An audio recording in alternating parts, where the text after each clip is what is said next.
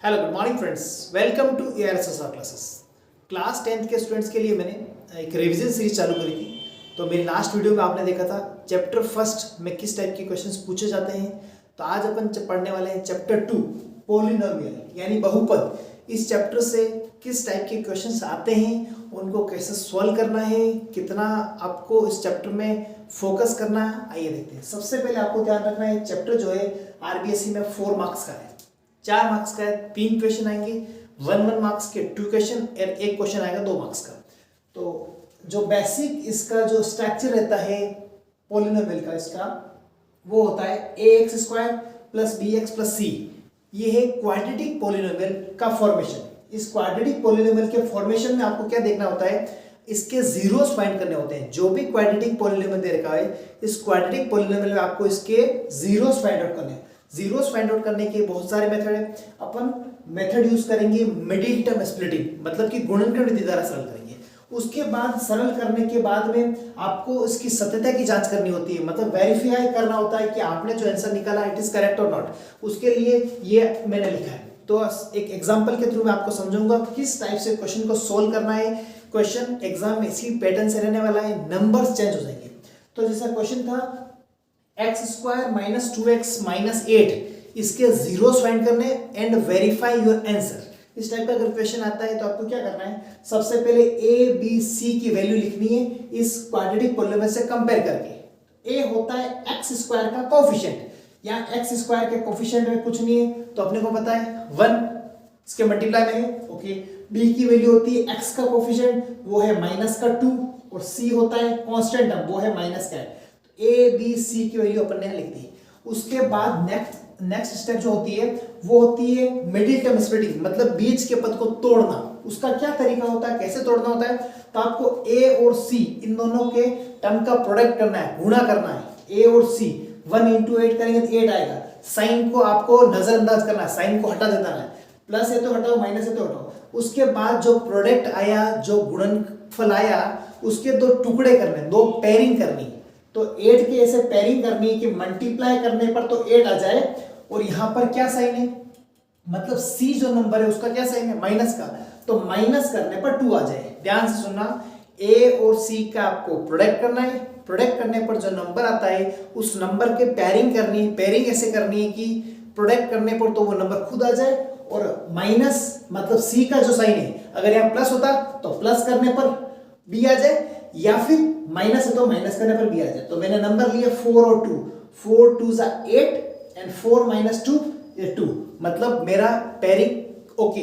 तो मैं क्या करूंगा, x² को एज इट इज x² लिखूंगा, एंड यहां पर जो 2 आ रहा है इस 2 की जगह लिखूंगा 4 - 2, लिख सकता हूं 4 - 2, एंड बाकी सब टर्म्स एज इट इज। उसके बाद next step x², bracket open होगा। ब्रैकेट ओपन होगा, आपको पता है ब्रैकेट के बाद अगर माइनस साइन है तो ब्रैकेट के अंदर के नंबर के साइन चेंज हो जाएंगे, माइनस है तो प्लस, और x भी दोनों नंबर से मल्टीप्लाई हो जाएगा। उसके बाद क्या करेंगे, आपके पास 4 टर्म होगी, 1 2 3 4।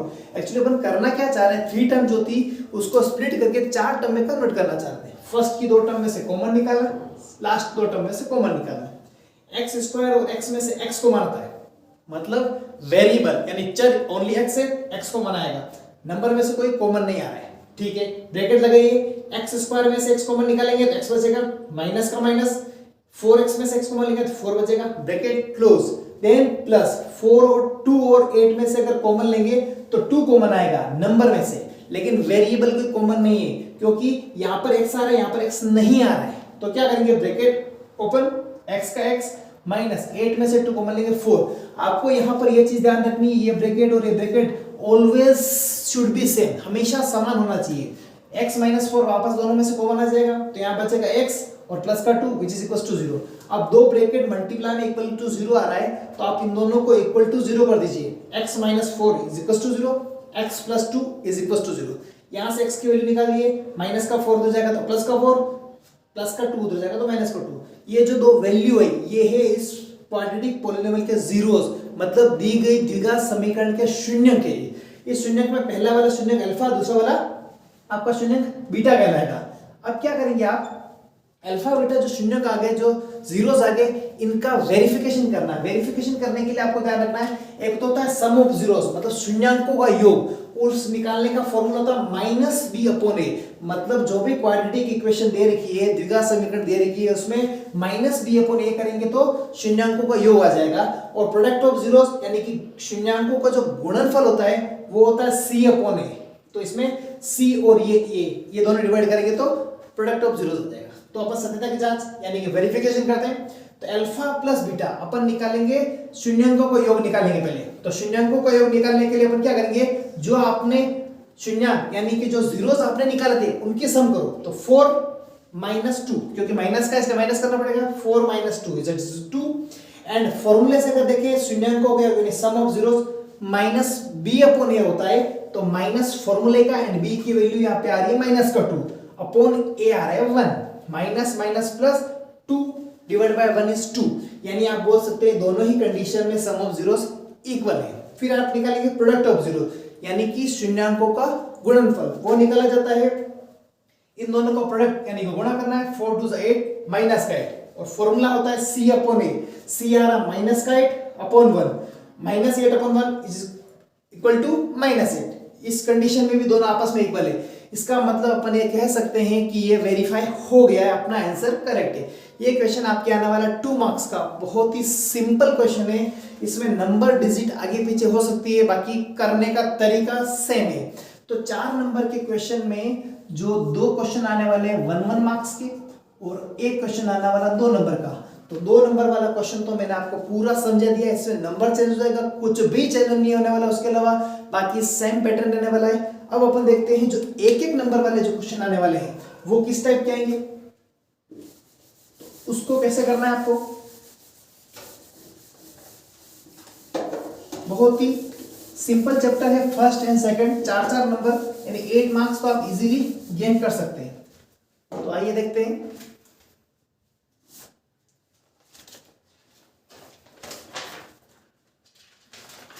ये आरबीएससी का मॉडल पेपर है, इस मॉडल पेपर में अगर अपन देखेंगे तो क्वेश्चन है सेकंड, मतलब ऑब्जेक्टिव का सेकंड पार्ट।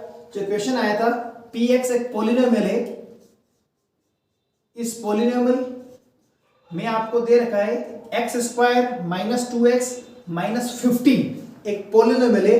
इस पॉलिनोमियल के जीरोस मतलब शून्यांक, इस पॉलिनोमियल के जीरोस यानी शून्यांक a, b है, तो आपको फाइंड करना है a इंटू बी। बहुत ही सिंपल क्वेश्चन है, 1 मार्क्स का क्वेश्चन था कि ये पॉलिनोमियल यानी कि बहुपद दे रखा है, इस बहुपद में इसके शून्य यानी कि जीरोस a और b है, तो a डॉट b फाइंड करो, मतलब कि a और b का गुणा, मतलब शून्यांकों का गुणा फाइंड करना है, मतलब प्रोडक्ट ऑफ जीरोस। क्या निकालना आपको निकालना है प्रोडक्ट ऑफ जीरोस, मतलब शून्यांकों का गुणा। सीधी सी बात है, a और b आपको ये बोला कि शून्यांक है और a इंटू बी निकालो, मतलब शून्यांकों का गुणा हुआ। वो फॉर्मूले से होता है c अपॉन ए। क्या होता है? c अपॉन ए।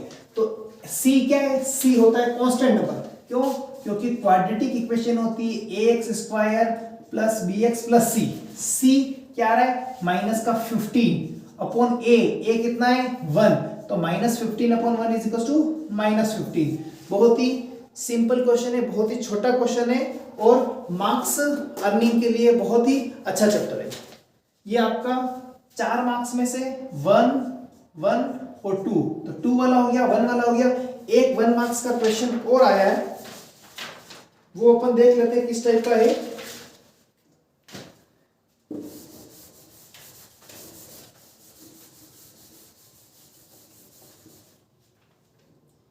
एक बहुपद है, मतलब क्वाड्रेटिक पॉलिनोमियल है 2x square plus x plus k। एक बहुपद है, क्वाड्रेटिक पॉलिनोमियल है, इसका एक शून्य मतलब एक जीरोस अपने को दे रखा है। इस बहुपद का एक शून्य यानी कि एक जीरोस अपने को दे रखा 3, तो बोल रहा है k का मान फाइंड करो। इसमें k की वैल्यू फाइंड करनी। बहुत ही सिंपल क्वेश्चन है, ध्यान से समझिएगा आप। इस बहुपद का, इस क्वाड्रेटिक पॉलिनोमियल का एक जीरोस यानी शून्य 3 है, तो k की वैल्यू फाइंड करनी है।